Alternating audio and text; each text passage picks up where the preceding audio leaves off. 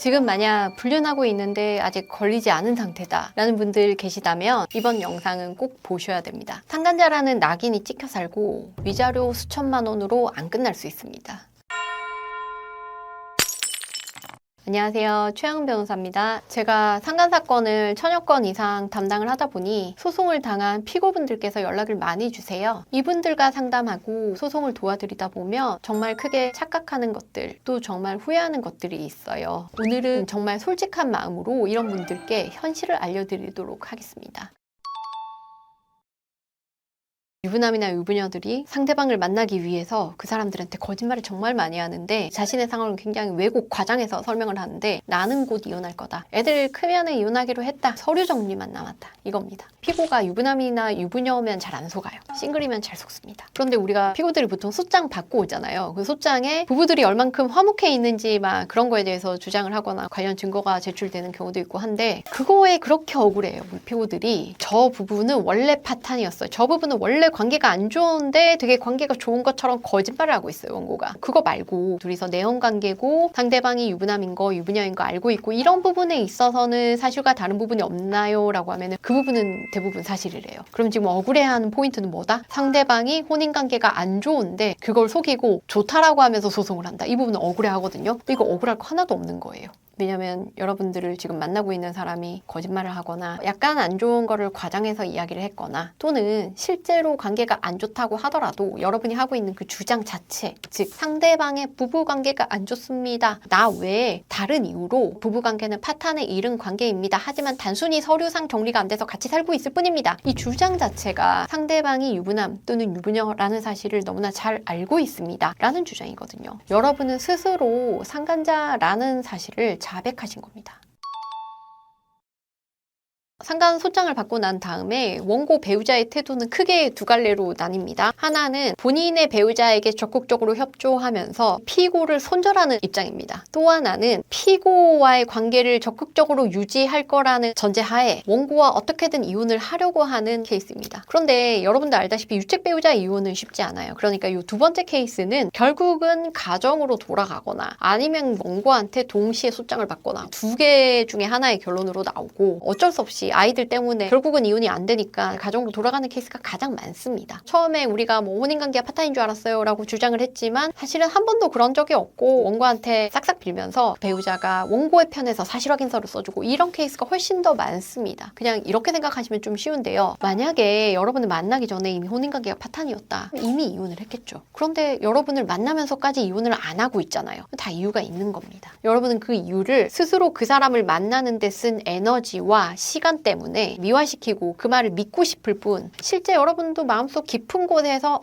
이 사람 이혼 안 할 것 같은데 라는 생각은 이미 수백 번 했고 그리고 그것 때문에 많이 다퉜을 겁니다. 여러분이 한 번 이상 다퉜다. 그 관계는 이미 결론은 어느 정도 나와 있고 스스로도 알고 있는데 끊어내질 못하고 있는 관계다라고 생각을 하시는 게 맞습니다. 유부남 유부녀들이 바람피는 케이스 같은 경우에 기존 가정을 깨고 이혼하고 재혼하자 이런 케이스들 꽤 있거든요. 쌍방 다 이혼을 한다라고 하면은 정말 잘 살 수도 있겠죠. 쌍방 다 이혼이 되면은 그래도 파국으로까지 가진 않는데 한쪽은 이것 때문에 이혼을 해서 준비가 완료가 됐는데 상대방은 이혼을 안 하고 시간을 끌고 있다. 이러면 이것도 파국입니다. 한쪽은 이혼까지 했는데 상대방이 이혼을 안 해가지고 계속 상간자가 된다라고 하면 이거 도저히 견딜 수가 없거든요. 그러면은 상대방이 좀 우유부단해서 잘 못하나? 이거 제대로 이야기를 안 하는 것 같은데 하는 상황도 계속 되고 그것 때문에 계속 싸우기도 하고 쌍방의 갈등이 이제 점점 더 심화되는데 그러다가 어느 순간 상대방 배우자한테 폭탄 선언을 하는 겁니다. 네 남편, 네 아내 바람피고 있어. 그 상대가 나야. 네가 안 놔준다며. 네가 놔줘. 그럼 그 결과는 뭐다? 상간소장이다. 상황이 이렇게 될 때까지 본인의 가정을 정리하지 않고 차일피일 미루고 있다라고 하면 그게 본질이고 그게 진심인 거예요. 사람이 말하는 걸 다 믿지 마시고 행동을 관찰하고 행동이 그 사람의 솔직한 표현이다라고 생각을 하시면 좀 정확한 판단을 내리기가 훨씬 더 쉬운데요. 그 사람은 여기 가서도 이 사람을 달래는 말, 저기 가서도 그 사람을 달래는 말을 할 가능성이 매우 높은 사람일 수 있어요. 우리는 이런 사람을 보고 우유부단하다라고 표현을 하죠. 근데 이제 그 결과는 파국인 겁니다. 여러분은 이혼을 이미 했고 상대는 이혼하지 않고 괜히 내가 이야기를 해가지고 상간 소장만 날아오게 됐고 이것 때문에 재혼을 해야지라고 생각했었던 그 대상과는 심하게 다투고 완전 깨지고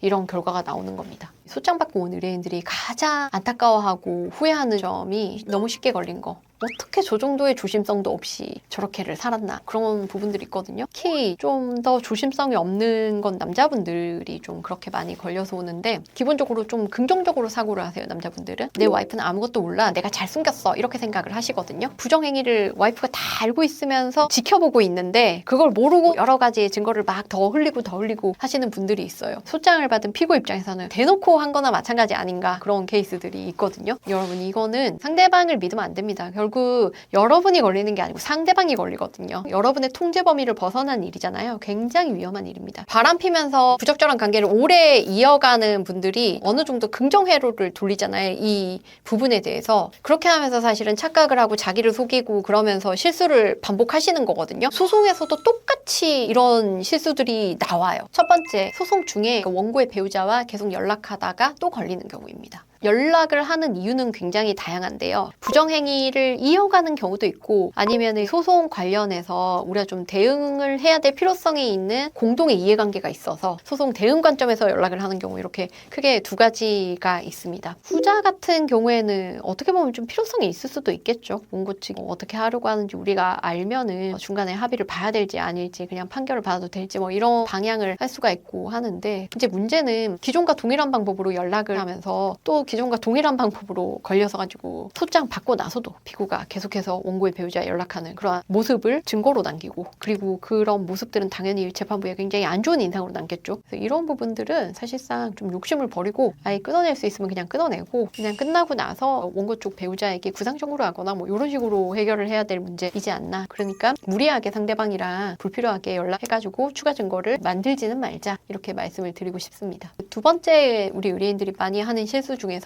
이건 좀 치명적일 수가 있는데 변호사한테 거짓말을 하는 겁니다. 저는 변호사한테 거짓말하는 그 심정을 이해를 해요. 의뢰인들이 자기가 살아온 인생이라는 게 있고 사회적 모습이라는 게 있는데 처음 본 변호사한테 어디까지 말할 것인가 얼만큼 솔직할 수 있을 것인가 그런 부분도 염려가 될 수 있고 또 이 변호사가 나를 어떻게 볼까 이런 부분도 염려가 될 수 있는 거거든요. 왜냐면 우리는 모르는 사람들이었으니까. 그런데 아주 많은 변호사들은 여러분에 대해서 그렇게 막 굳이 판단하지 않아요. 이런 사건을 많이 하는 변호사들은 어떻게 이렇게까지 할 수가 있지라고 하지 않는 분들이 훨씬 더 많을 겁니다. 그리고 이 사건 관련해서 이제 변호사들이 관심 있어 하는 포인트들은 우리가 상대방이 모르는 부정행위니까 자백할 필요는 없는 거잖아요. 그게 원고한테 좋지도 않고 원고는 한 달 만난 걸로 알고 있고 우리 의뢰인은 1년 만났다라고 하면은 1년 만났습니다라고 자백하진 않거든요. 그런데 우리한테 미리 얘기해주면 괜찮은데 이야기하지 않았을 때는 안 그런 줄 알고 막 강력하게 주장했다가 반대 증거 나오고 막 이럴 때가 있어요. 그러면은 어떤 면에서는 괘씸죄 같은 게 있을 수가 있는 겁니다. 재판부 입장에서는 피고가 반성하지 않고 끝까지 거짓말하고 심지어 나를 속이려 했네? 뭐 이렇게 보일 수도 있는 거예요. 보통의 변호사들은 드러날 만한 사건이다 라고 하면은 그렇게 강조해 가면서 부인하거나 그런 적 없습니다 하진 않아요. 만약에 그런 사건이 있었고 아직 원고는 모르는 것 같다 라고 하면 좀 얼렁뚱땅 넘기려고 하거든요. 그래서 가능하면은 변호사한테는 불리한 내용까지 솔직하게 먼저 이야기를 해주시는 게 좋아요. 변호사 입장에서는 어떤 사실관계와 어떤 약점과 어떤 강점을 가지고 있는지 그 패를 다 알고 있어야 어떤 거를 우리가 드러내고 어떤 거를 숨길지 이런 거를 결정할 수가 있고 숨길 때도 드러날 리스크가 얼마인지를 판단을 해서 자연스럽게 숨길지 아니면 굉장히 강조해서 우리가 그런 적이 절대 없습니다라고 할지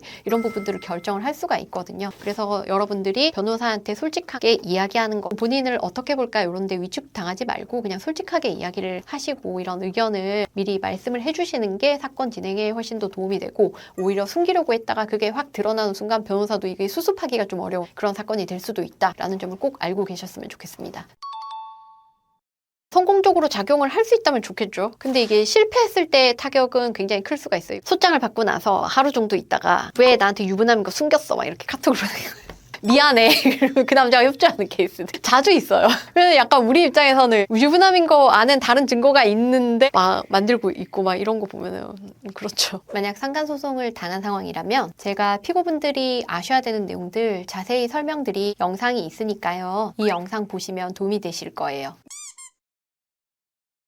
우리가 그런 말 많이 하잖아요. 내가 하면 로맨스, 남이 하면 불륜. 여러분이 지금 가지고 있는 어떤 관계가 여러분이 생각할 땐 너무 애틋하고 운명이 잘못돼서 여러분이 적절한 시간에 적절한 타이밍에 그 사람을 만나지 못하고 우리가 만나지 못하고 인생에 시련이 왔고 하지만 우리는 이걸 잘 극복하고 하고 있는 것 같잖아요. 근데 여러분 아닙니다. 냉정해질 필요가 있습니다. 만약에 여러분이 이런 관계를 찜찜함에도 불구하고 계속해서 이어나간다. 그 결과가 결코 좋을 수가 없어요. 어떤 방향으로든 안 좋게 흘러가고 나중에 정말 후회되는 점은 여러분이 이 좋은 시기를 그 사람과 만나는데 들였다는 겁니다. 내 에너지, 내 열정, 내 시간, 돈 이런 걸 유부남, 유부녀를 만나는데 쓰지 마시고요. 밖에 사람들 많잖아요. 거리낌 없이 손잡을 수 있고 누구 눈치를 안 봐도 되는 그런 사람들 만나기 위해서 노력을 하셨으면 좋겠습니다. 이상 최영은 변호사였습니다. 감사합니다.